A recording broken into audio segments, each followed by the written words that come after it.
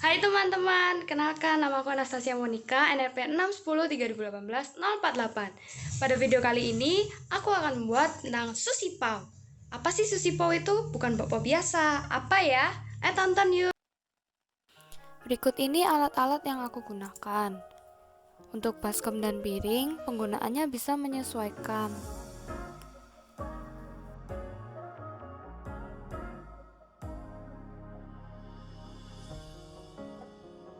Kemudian, bahan-bahan yang digunakan adalah sebagai berikut. Kita akan membuat dua adonan putih dan adonan coklat. Lagi kita gunakan sebanyak 1 gram, bubuk kakao 5 gram, mentega 5 gram, air 25 ml, gula halus sebanyak 10 gram, baking powder 0,1 gram, dan tentunya tepung terigu 50 gram. Untuk takarannya sama, hanya saja adonan coklat ditambahkan bubuk kakao sebanyak 5 gram. Pertama-tama, gula pasir, baking powder, tepung terigu, dan ragi dicampurkan menjadi satu dan diaduk-aduk seperti ini. Kemudian ditambahkan air secara perlahan. Jangan langsung semuanya, nanti adonannya akan menjadi lembek. Nah, ini mulai terbentuk gluten ya teman-teman.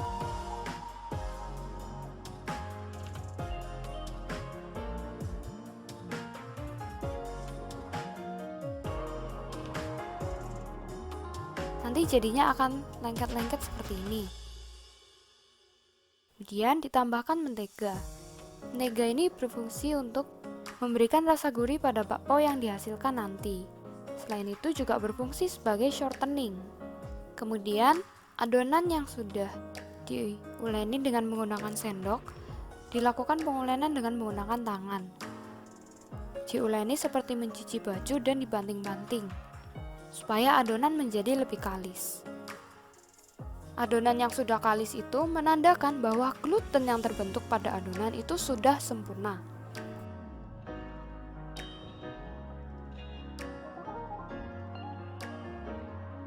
Kemudian adonan yang sudah kalis diletakkan pada piring dan ditutup. Kemudian dibiarkan selama 45 menit untuk fermentasi. Kemudian hal ini juga dilakukan pada adonan coklat. Tahapnya sama seperti adonan yang putih. Oh ya teman-teman, tadi aku nyebutin gluten kan? Gluten adalah protein spesifik yang terdapat pada gandum. Gandum mengandung protein glutenin dan gliadin. Interaksi antara protein glutenin dan gliadin yang diberi air dan perlakuan mekanis akan membentuk gluten. Oh iya, tadi aku juga menyebutkan shortening ya teman-teman. Shortening ini dibutuhkan untuk memperpendek matriks gluten, sehingga serat kasar yang mungkin terbentuk pada adonan akan diperpendek dan bakpao yang dihasilkan akan menjadi lebih lembut. Pengulenan juga harus dilakukan beberapa kali ya teman-teman, nantinya harus semangat. Karena kalau tidak, nanti adonan menjadi tidak kalis, sehingga adonan nanti kalau tidak kalis akan sulit terbentuk dan sulit mengembang karena menjadi lebih lengket di tangan.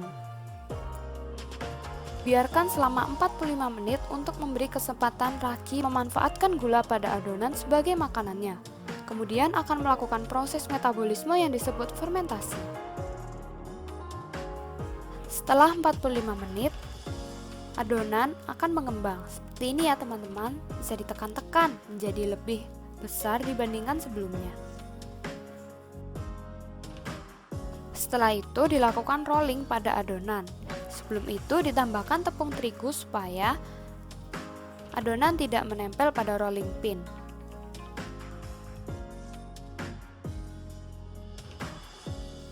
Roll memanjang seperti ini supaya nanti lebih mudah untuk dibentuk.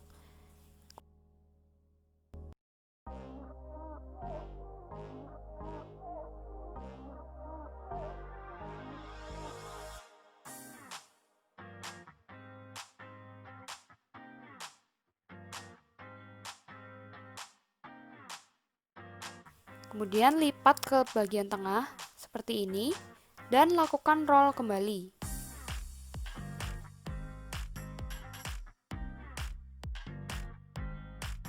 Setelah itu adonan dipotong dan ditimbang. Berat yang diharapkan adalah 20 gram seperti ini ya teman-teman.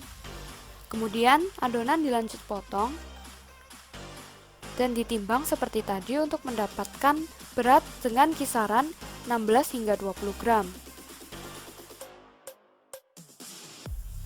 Setelah itu adonan dirol kembali supaya menjadi lebih panjang.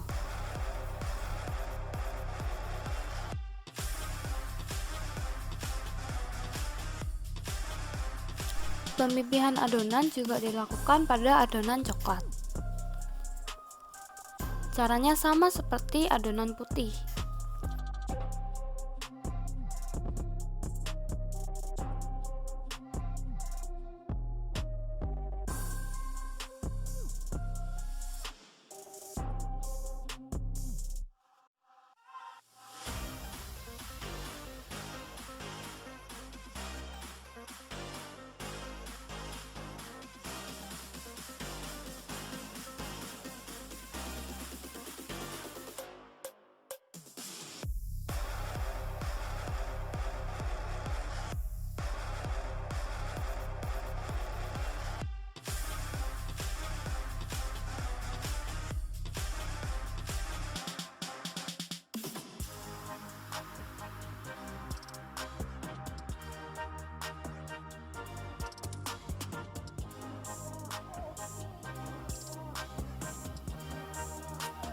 Setelah itu, adonan coklat diletakkan di atas adonan putih dan di-roll.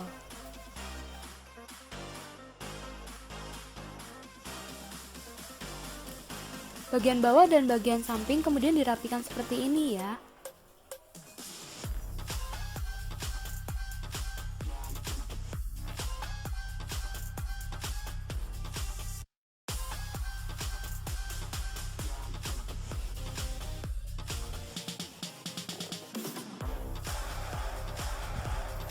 Setelah itu ambil baking paper yang sudah dipotong-potong dan olesi dengan mentega supaya adonan nanti tidak lengket pada kertas setelah dikukus. Yeay, supau siap dikukus. Sebelum dikukus, tunggu selama 15 menit supaya gluten yang tadi ditarik-tarik saat proses rolling juga memiliki waktu untuk rileks dan beradaptasi sejenak, sehingga adonan akan menjadi lebih mengembang dan teksturnya akan menjadi lebih lembut. Kukus selama 10 menit.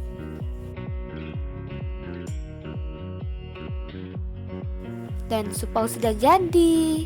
Yeay!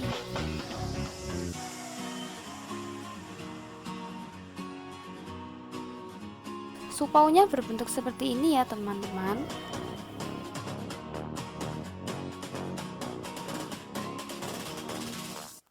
Sushi pao atau supau dikemas menggunakan wadah plastik seperti ini. Satu pack berisikan 4 supau dengan berat bersih 150 gram. Supau lebih baik dikonsumsi saat hangat dan bisa banget kok dicelupin dengan susu kental manis coklat ini. Bukan kecap ya teman-teman. Aku memilih wadah plastik ini karena kemasannya yang tebal dan rapat, sehingga dapat melindungi supau dengan baik.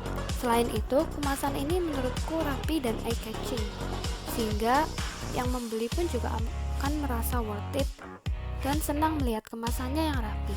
Berikut ini merupakan desain label kemasan supau.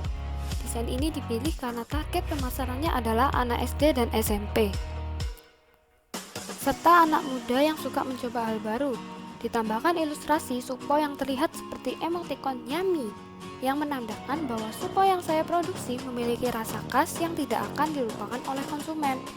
Label memiliki ukuran 6x6 cm yang disesuaikan dengan ukuran tutup pada plastiknya. Berikut ini analisa ekonomi dari Sushi Pao.